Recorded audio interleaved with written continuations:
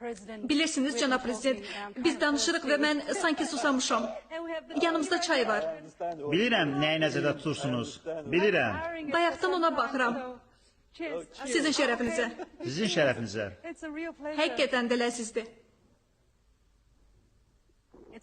İlk dəfədir ki, Azərbaycan çayının dadına baxıram. Doğrudan?